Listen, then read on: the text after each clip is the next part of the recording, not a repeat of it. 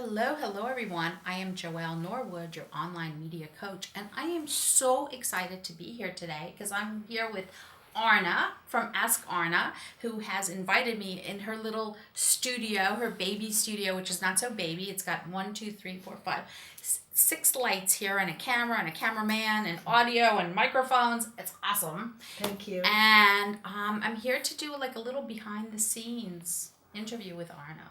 So Arna, tell me how it all got started. How did you go from being a television producer to becoming a healer here in the Los Angeles area? First of all, Joelle, I'm so glad to have you here. It's really, really meaningful to me. It's been quite a journey, the journey from being a TV producer to working in healing. And what I'm going to tell you, it was meant to be. And I'm going to tell you also that was always part of my contract. And there were little pieces. It's almost like the breadcrumbs, where in those old fairy tales, you're led with these little breadcrumbs to where you're going.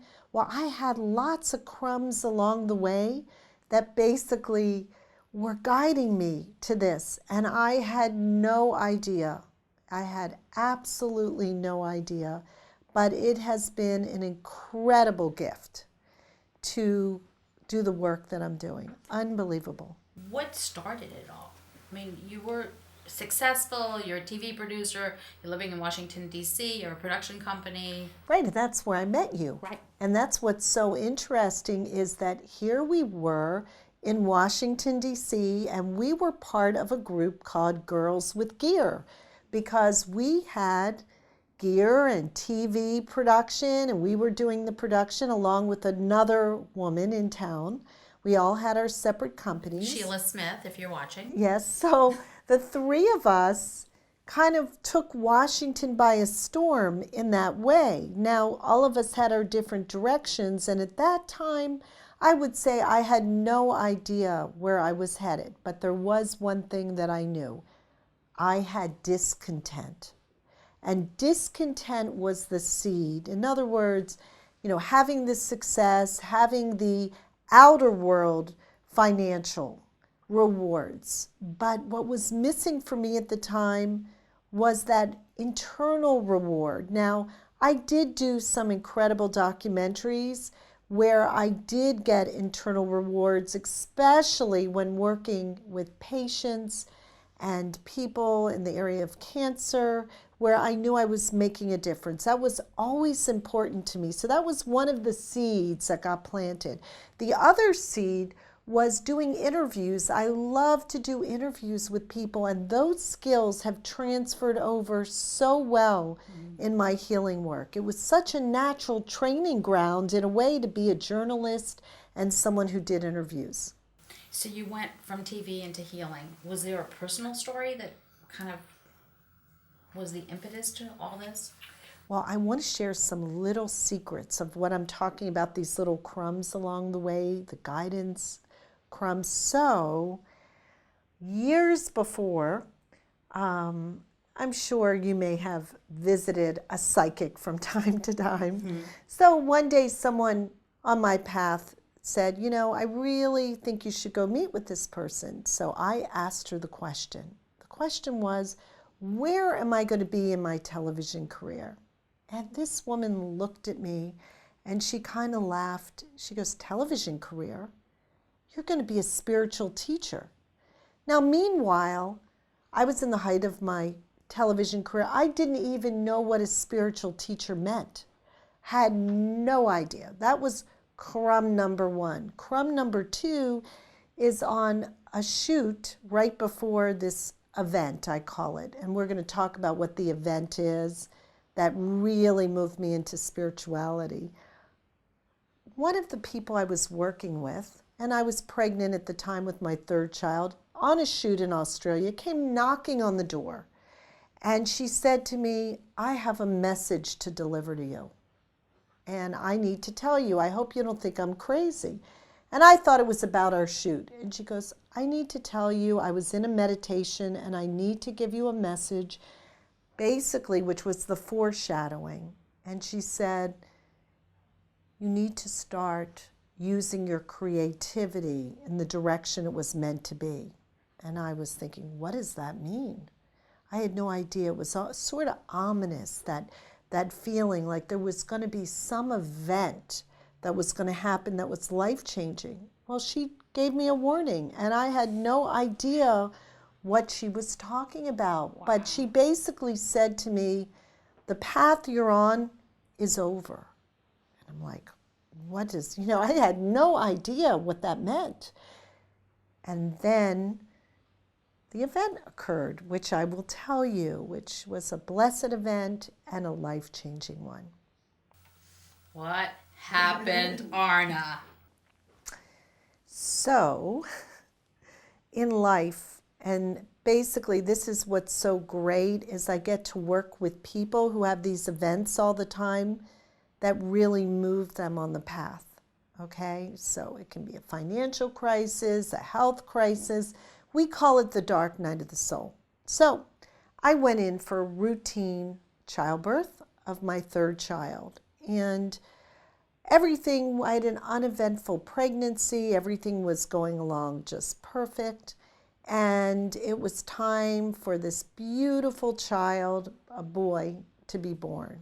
And what happened with a set of circumstances is I had a very, very traumatic childbirth. And traumatic for me because basically the childbirth, because of a set of circumstances, unbeknownst to me, medically was handled not the way I would have hoped it was handled. Ultimately, thank goodness my child was okay, but I suffered an injury. And that injury completely changed my life. And the injury had to do with not being able to walk. Now, what happened is I got a neck and jaw injury because of a drug that they were giving me for the child to be born. And there was no pain management at the time. And I got this very, the type of injury that would cause a balance disorder. Now, for somebody... How old were you at this time? 38. So for somebody who doesn't realize how important balance is, the first symptoms I had when I finally got out of bed is the entire room was shaking. So visually, between my eyes and my balance and my movement, everything was off. It was almost like someone who had a stroke. All of a sudden, it's like my eyes couldn't track right, and I was literally hanging on the walls. Now, the thing was, what happened is, here I was producing lots and lots of television. And, my other childbirths were uneventful. I had the baby, and I was producing TV shows. It was almost a joke at one of the networks. It's like, oh, Arna's pregnant again. It's time to give her another TV series. So it was going like that. But this time, I couldn't walk.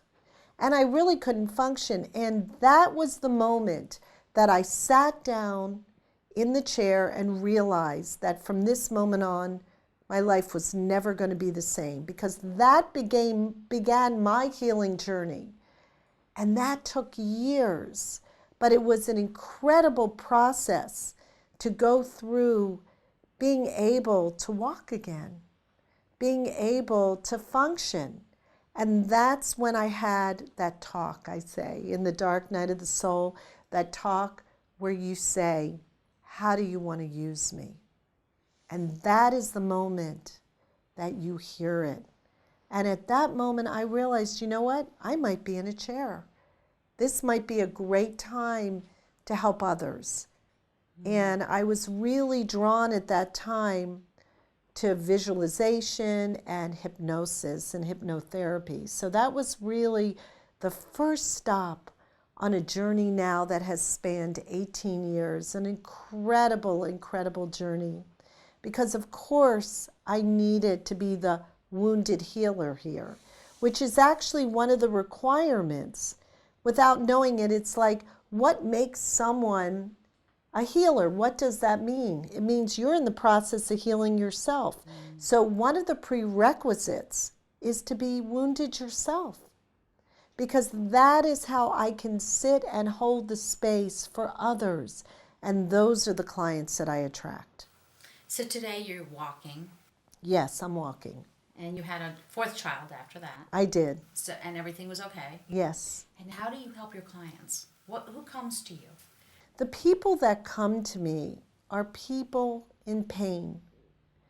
And that is what draws them in. Now, pain is an incredible teacher.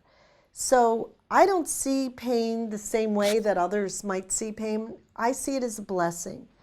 They come in at that moment when I would say their shell is ready to crack. I call it like the emerging butterfly. They're in the cocoon and they're ready to break out because there is so much pain that they feel if they can't break through, they will die. That's how strong it is. Okay?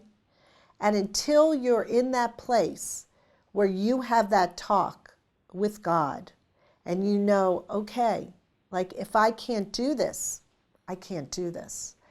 That is the space I hold for people. And it is such a gift. The rewards are incredible. What are the rewards? I mean, it's a lot to hold somebody's pain and to hold the space, like you said. Holding the space allows so many energies to come in that you would never have that opportunity. So if I equate this with the rewards you get on a physical plane from having things, it means nothing to me from the rewards I get by holding the space and working with the universal energy and watching the secrets of the universe being revealed, the wisdom of the universe through these sessions.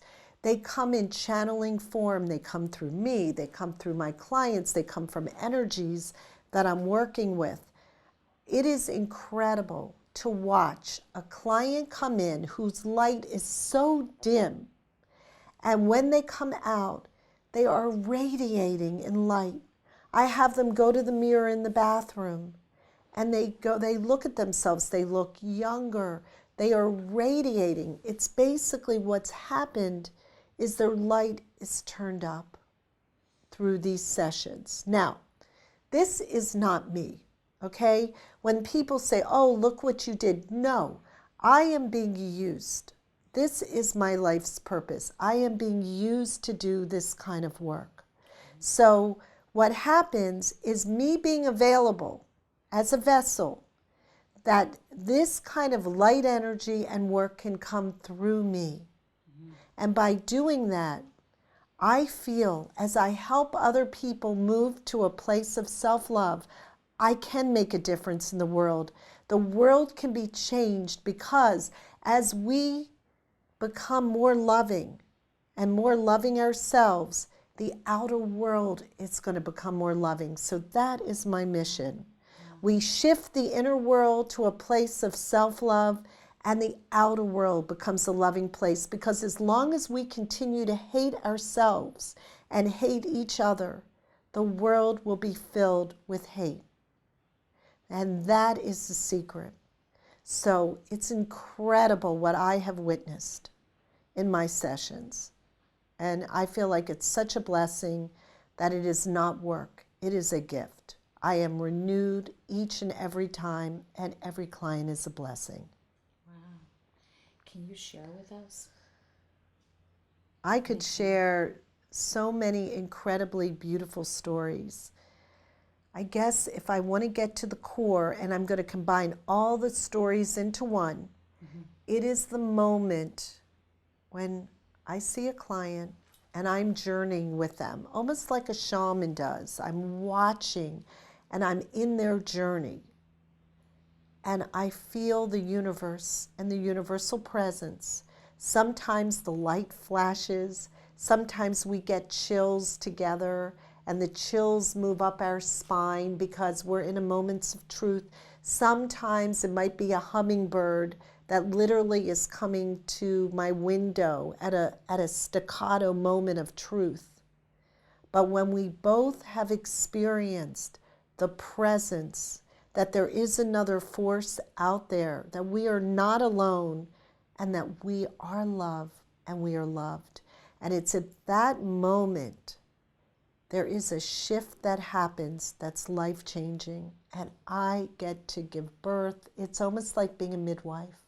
It's watching a life come through, a life that has been touched by the universe and is in grace. And that is a moment. There's no words that describe that. And listening to the beautiful poetry of the universe through my clients, because when all of the negativity and all of the judgment is cleared and there is this vessel, a beautiful vessel, all there is love. And love is the direct core to the universal life force. It is the connection. And without love, we are disconnected and angry.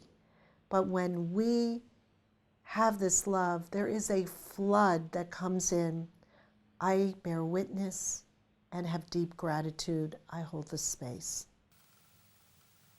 Thank you so much.